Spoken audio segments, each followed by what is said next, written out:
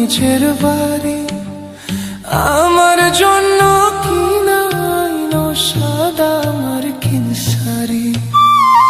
আমি যেদিন যাইব মুর্শিদ আমার নিজের বাড়ি, আমার জন্য কিনা আইলো সাদা মার্কিন শাড়ি।